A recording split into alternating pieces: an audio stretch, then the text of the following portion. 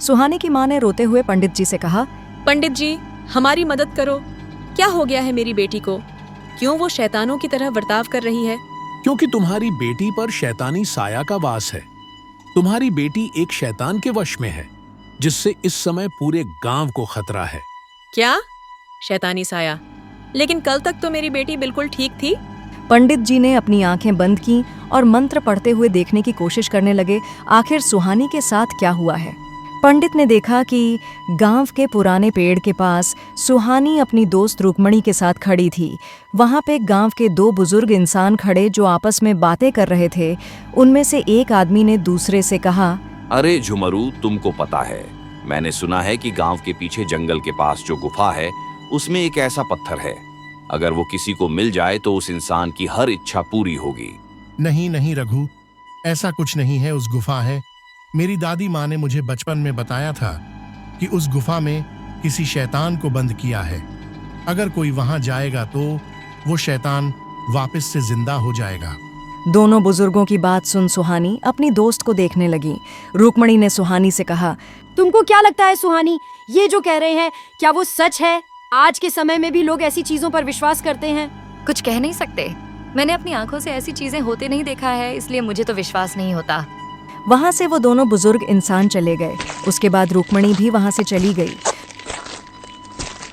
अब सुहानी वहां अकेली थी। वह सोचने लगी, अगर उन काका की बात सच हुई तो क्या सच में ऐसा जादू हो सकता है? अगर गुफा के उस पत्थर से इच्छा पूरी होती है तो मोहित को मेरा होने से कोई नहीं रोक सकता है। मुझे एक बार जाकर देखना चाहिए। मोहित उसके ही गांव का लड़का था जिसे वो बहुत पसंद करती थी और उसे अपना जीवन साथी बनाना चाहती थी, परंतु वह किसी और लड़की से प्यार करता था।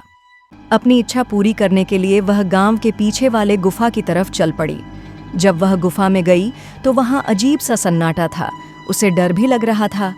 काफी देर तक चलने के बाद उसे एक चमचमाता पत्थर दिखा, जिसे देख वो खुश हो गई। उसने वह पत्थर उठाया। जैसे ही उसने पत्थर उठाया, उसने अजीब सी आवाज महसूस की।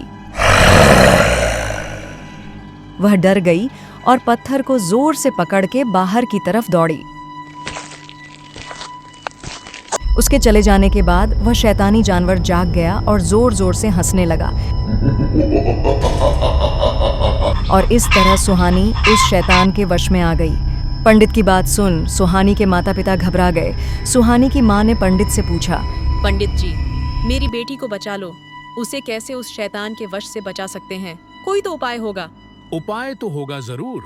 दुनिया में ऐसा कोई परेशानी नहीं जिसका समाधान न हो, लेकिन अभी हमें पहले सुहानी को रोकना होगा ताकि वह किसी को नुकसान नहीं पहुंचाए। लेकिन अभी भी एक सवाल था कि आखिर वह शैतान गुफा में कैसे आया। अभी पंडित जी और सुहानी के माता पिता सुहानी को रोकने के लिए निकले ही थे कि तभी गांव का एक आदमी दौड़ते हुए आया और बोला, रमेश कुमार, तुम्हारी बेटी बैल का सर अपने हाथ में लिए गुफा के अंदर अकेली गई। पंडित ने हैरानी से कहा, जल्दी चलो, वरना पता नहीं सुहानी क्या क्या कर देगी। पंडित जी के इतना बोलने के बाद तीनों गुफा की तरह जाने लगे। जब वे गुफा के अंदर पहुंचे तो देखा सुहानी बैल का सर खा रही थी और वह जानवर मरी हुई रूपा को बड़े ध्यान से देख रहा था। जब उस शैतान ने गुफा में उन तीनों को देखा तो वह जोर से गुर्राया। फिर गुस्से से बोला, तुम यहाँ क्यों आए हो? तुम्हारा यहाँ कोई काम नहीं है। चले जाओ यहाँ से, वरना तुम्हें मैं मार डालूंगा। चले जाओ। पंडित जी ने गुस्से से कहा, तुम यहाँ क्यों आए हो और तुम हमारे गांव का विनाश क्यों कर रहे हो?